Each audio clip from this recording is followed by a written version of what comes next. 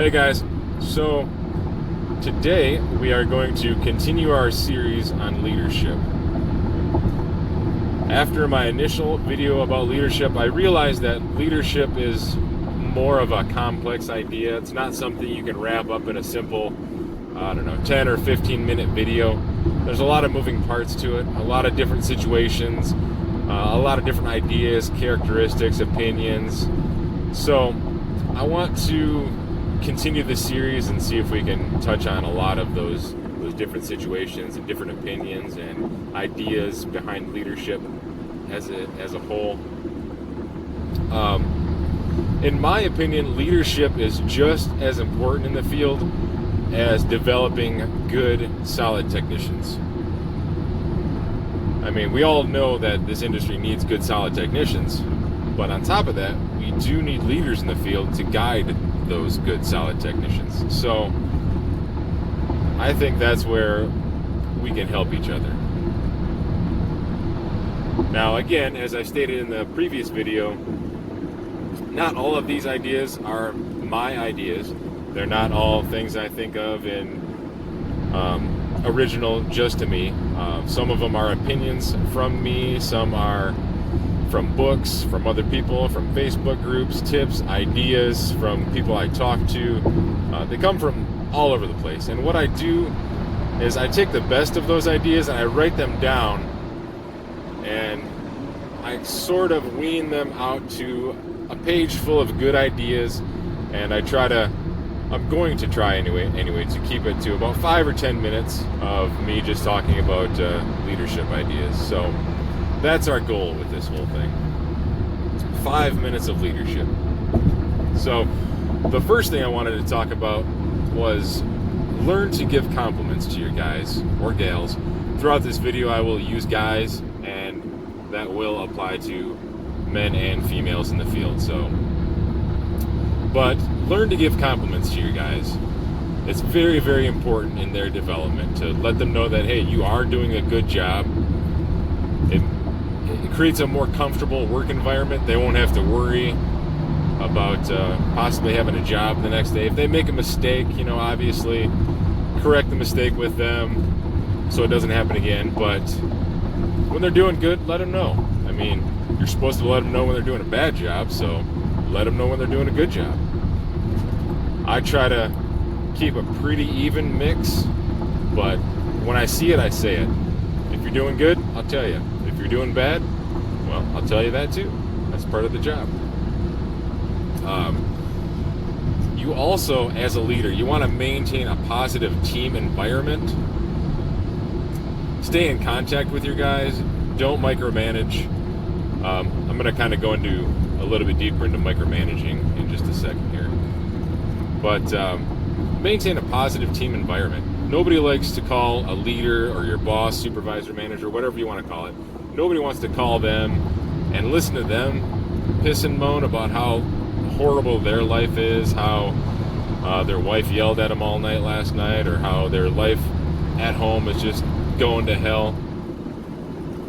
Leave your home life at home. Keep that separation of home and work, which will be another video. We'll get deeper into that one day. But maintain a positive atmosphere in your team. It's going to be much, much easier on your team. It's going to be much easier for you to manage them instead of bringing all your negativity into the team. Just get rid of it and leave it somewhere else. Going back to the micromanaging, don't micromanage you guys. Nobody, I repeat, nobody goes into a job and says to their boss or says to themselves going into the job, man, I really, really hope I start this new job and they micromanage me and they ride me and they call me every 15 minutes or 10 minutes and they ask me what I'm doing, how I'm doing, and they call me before I go to jobs and tell me what to do. Nobody wants that. So don't micromanage your guys. Work with them. Follow up with them. Talk to them. I mean, in my opinion, the best way for me to get a feel of how my guys are doing in the field is to work with them. I read their notes once in a while, not all of them. Once in a while, I'll just randomly pull some notes out and read their invoices, read their notes, see how they're doing. and I'll schedule myself to work with them. And I don't surprise them. I tell them I'll be here on so-and-so and we'll work together. And this gives me the opportunity to see how they work, how they interact with customers.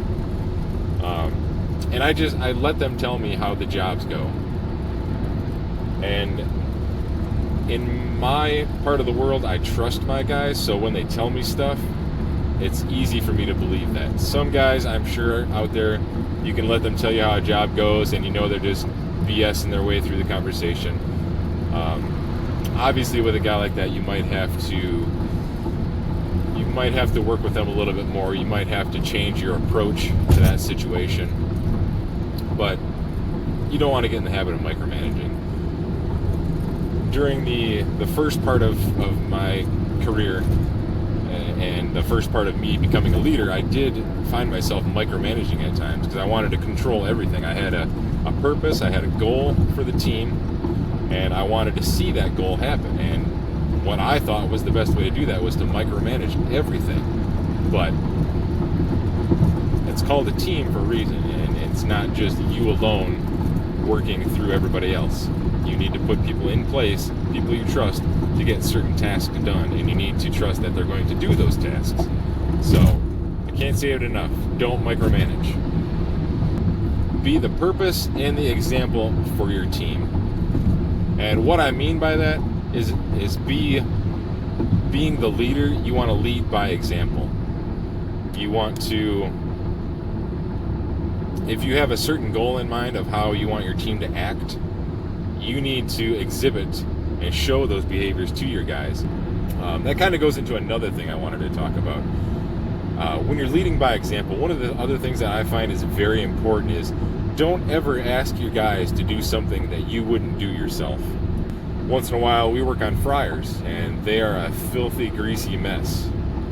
Now, if I'm training a guy and I need to show him how to do something, I'm going to put my gloves on, I'm going to dive right into that fryer, grease and all. I'm going to show him, this is what I expect you to do. I'm doing it, I expect you to do it. Simple. Don't ask them to do anything you're not willing to do yourself. But anyway, guys, that wraps up my time for today. Like I said, I'm going to continue this series, and if you have any ideas, suggestions, opinions on what a good leader is, let me know. Put it in the comments below, and I'll mull it over. Maybe we'll talk about it. But I'm always open to new ideas, you know. So hope you enjoy, guys. Like and subscribe.